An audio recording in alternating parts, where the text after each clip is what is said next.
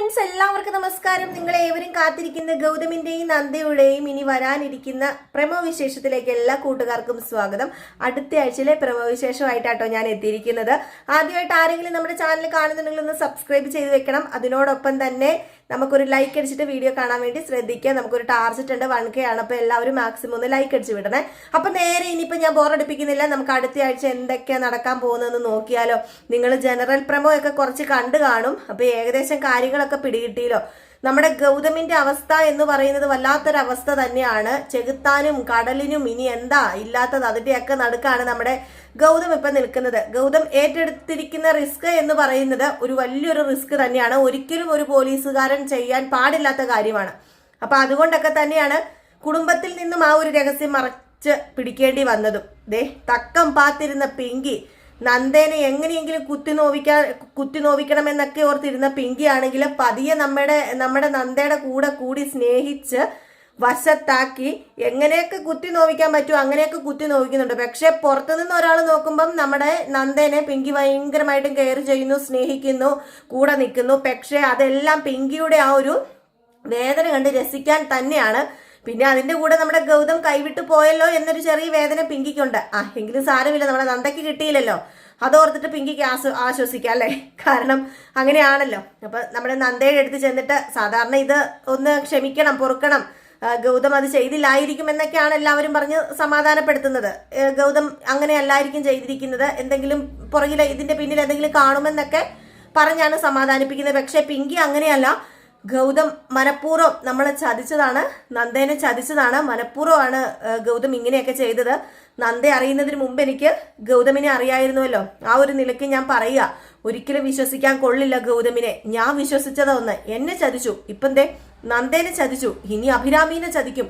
അതുപോലെ ഒരു മനുഷ്യൻ തന്നെയാണെന്നൊക്കെ പറഞ്ഞ് എരിവും പിരിയും ഒക്കെ കയറ്റി കൊടുക്കുകയാണ് നമ്മുടെ നന്ദയ്ക്ക് പിങ്കി ചെയ്യുന്നത് കേട്ടോ. അപ്പൊ പിങ്കി പുറകെ നടന്ന് ഏത് നേരം ഇങ്ങനെ പാടിക്കൊണ്ടേ ഇരിക്കുകയാണ്, ഗൗതം അതാണ്, ഗൗതം ഇതാണ്, ഗൗതം അങ്ങനെയാണെന്നൊക്കെ. അപ്പൊ അതനുസരിച്ച് നമ്മുടെ നന്ദയ്ക്ക് എന്താ ഗൗതമിന് നമുക്ക് ഉള്ളൊരു പുറമെ ഒരു രൂപം ഉണ്ടല്ലോ. ഇപ്പൊ ആരെങ്കിലും കുറെ പ്രാവശ്യം അങ്ങനെ പറയുമ്പോഴത്തേക്കും നമുക്കും അത് തോന്നിപ്പോകും.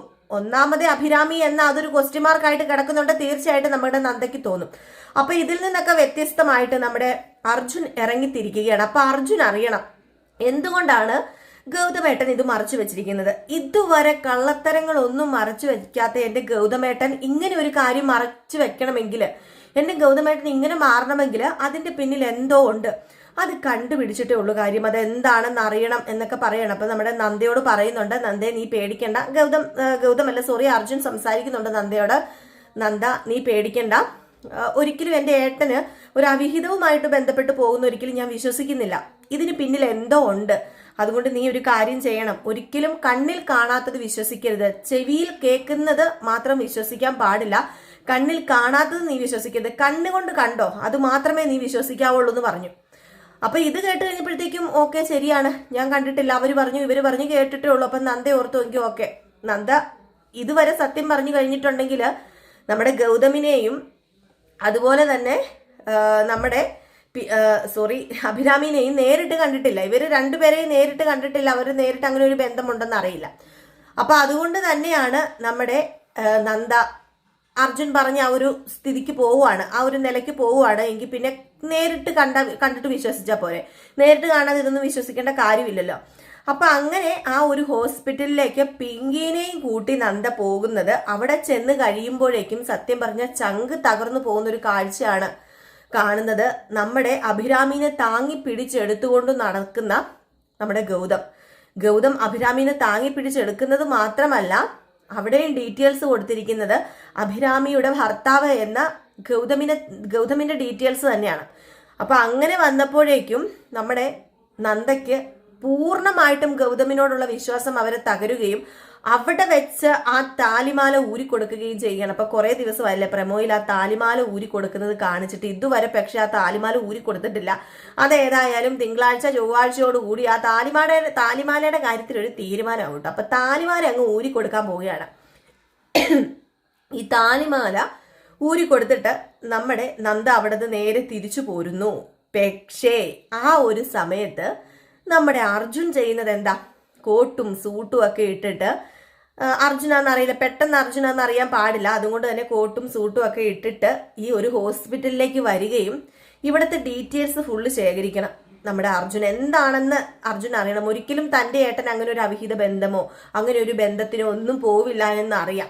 അതുപോലെ തന്നെ ഫാമിലിയുമായിട്ടൊന്നും മറച്ചു വെക്കില്ലെന്ന് അറിയാവുന്ന നമ്മുടെ അർജുൻ രണ്ടും കൽപ്പിച്ചു വരികയാണ് എങ്ങോട്ടേക്ക്? ഹോസ്പിറ്റലിലേക്ക്. അങ്ങനെ രണ്ടും കൽപ്പിച്ചു വന്ന് ഇതേ സമയം നമ്മുടെ ഗൗതമിനെയും അഭിരാമിനെയും കാണിക്കുന്നുണ്ട്. അങ്ങനെ അഭിരാമി പറയുന്നുണ്ട്, നമുക്ക് ഇവിടെ നിന്ന് ഡിസ്ചാർജ് മേടിച്ച് പോകാൻ പറ്റില്ലേ, എന്നെ വേറെ എവിടെയെങ്കിലും കൊണ്ടുപോ ഗൗതം, എന്നെ ഇവിടെ എനിക്ക് സേഫ് അല്ലെന്നാണ് തോന്നുന്നത്, എന്തോ എൻ്റെ എനിക്ക് മനസ്സിന് വല്ലാത്തൊരു പേടിയുണ്ട്, സേഫ് അല്ലെന്നാണ് എനിക്ക് തോന്നുന്നത്, അതുകൊണ്ട് ഇവിടെ നിന്ന് എങ്ങനെയെങ്കിലും എന്നെ ഗൗതം കൊണ്ടുപോകണം, നിങ്ങളോടുള്ള നന്ദിയൊക്കെ എനിക്കുണ്ട്, പക്ഷെ ഇനി നിങ്ങൾ എൻ്റെ കൂടെ നിന്ന് കഴിഞ്ഞിട്ടുണ്ടെങ്കിൽ എനിക്ക് മാത്രമല്ല പ്രശ്നം, അത് നിങ്ങളെയും ബാധിക്കും, അത് ശരിയാവില്ല ഒരിക്കലും, എനിക്ക് ഈ കുഞ്ഞിനെ പ്രസവിച്ച് നിങ്ങളുടെ കയ്യിൽ തരണം, അത് കഴിഞ്ഞ് എന്നെ എന്ത് വേണമെങ്കിലും ചെയ്തോ, പക്ഷെ അതുവരെ എന്നോട് സേഫ് ആയിട്ട് ഒരു സ്ഥലത്താക്കണം എന്ന് പറഞ്ഞപ്പോഴത്തേക്കും നമ്മുടെ ഗൗതം പറയുന്നുണ്ട്, ഞാൻ നിനക്ക് വാക്ക് തന്നത് അത് വാക്ക് തന്നെയാണ്, ഒരിക്കലും നിന്നെ പിന്തുടർന്ന് ആരും വരില്ല, അതിനുള്ള എല്ലാ സേഫും ഞാനിവിടെ ചെയ്തിട്ടുണ്ടല്ലോ.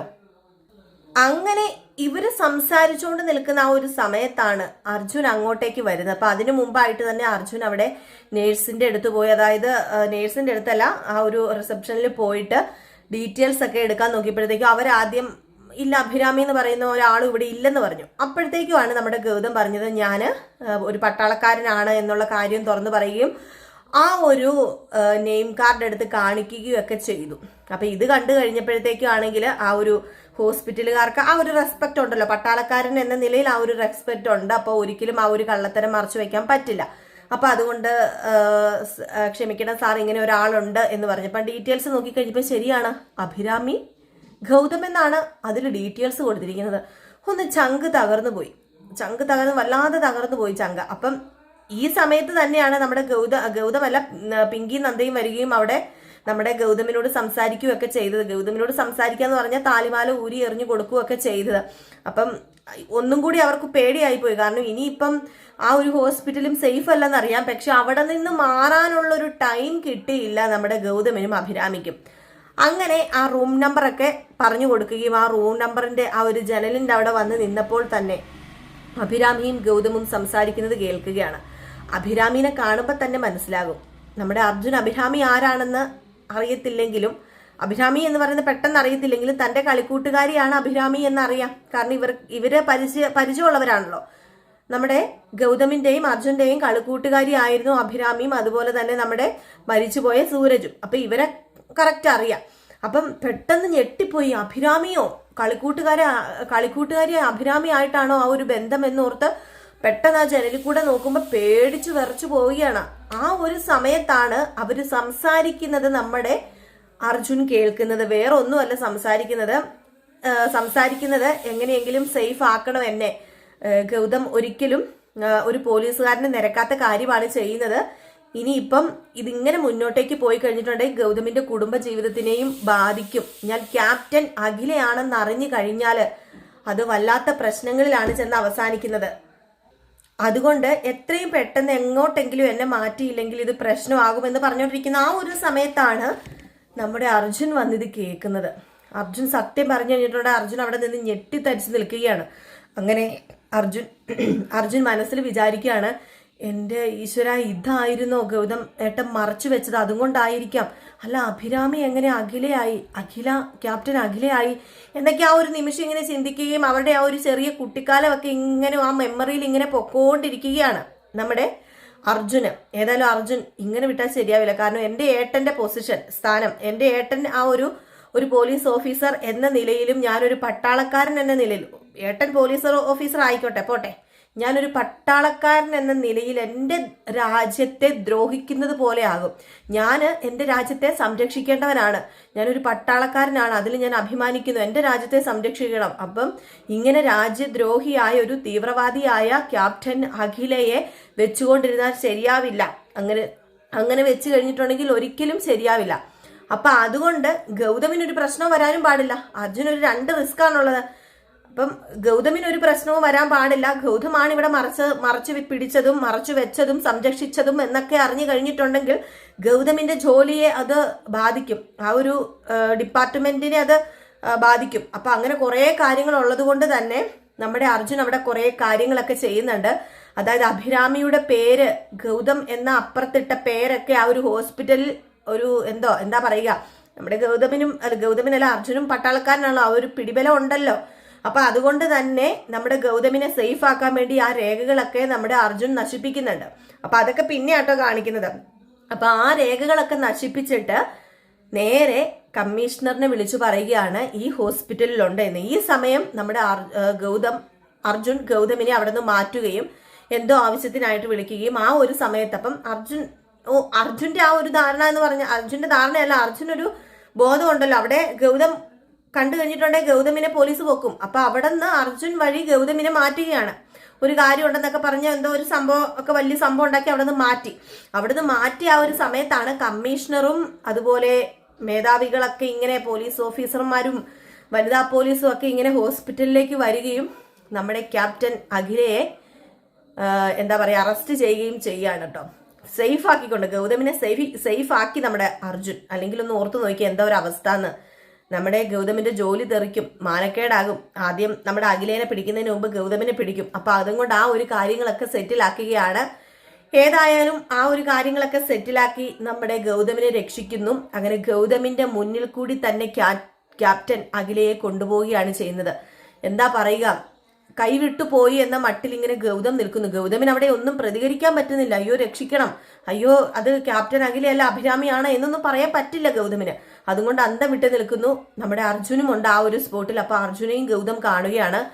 അങ്ങനെ ഏട്ടൻ വിഷമിക്കൊന്നും വേണ്ട, ഏട്ടൻ ഈ ചെയ്തത് ഏട്ടന്റെ യൂണിഫോമിന് നിരക്കാത്ത കാര്യമാണ്. ഒരു പട്ടാളക്കാരൻ എന്ന നിലയിൽ എനിക്കൊരിക്കലും ഇത് ചെയ്യാൻ പാടില്ല.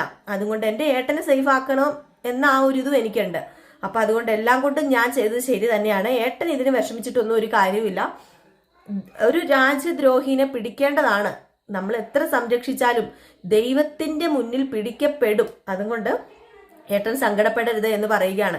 അവൾ നമ്മുടെ കളിക്കൂട്ടുകാരി ആയിരിക്കാം. ഇനി അവളുടെ വയറ്റിൽ വളരുന്ന കുഞ്ഞ് നല്ലതുപോലെ വളരണമെങ്കിൽ സത്യം പറഞ്ഞു കഴിഞ്ഞാൽ അത് അവിടെ തന്നെ വളരുന്നതാണ് സേഫ്.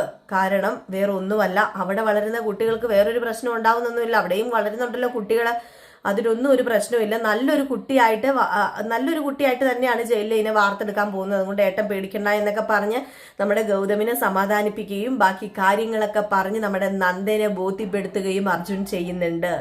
ഏതായാലും നമ്മുടെ നന്ദയ്ക്ക് വീണ്ടും ഒരു വലിയൊരിത് ആയിപ്പോയി. നമ്മുടെ ഗൗതമിനെ മനസ്സിലാക്കാൻ പറ്റുകയാണ്. തന്റെ ഭർത്താവിനെ കൂടുതലും മനസ്സിലാക്കാനും കൂടുതൽ ആഴത്തിൽ അറിയാനും നമ്മുടെ നന്ദയ്ക്ക് കഴിഞ്ഞു. അതുമല്ല അവരുടെ ബന്ധം കൂടുതൽ ഡീപ്പാവുകയും ചെയ്യുകയാണ് കേട്ടോ.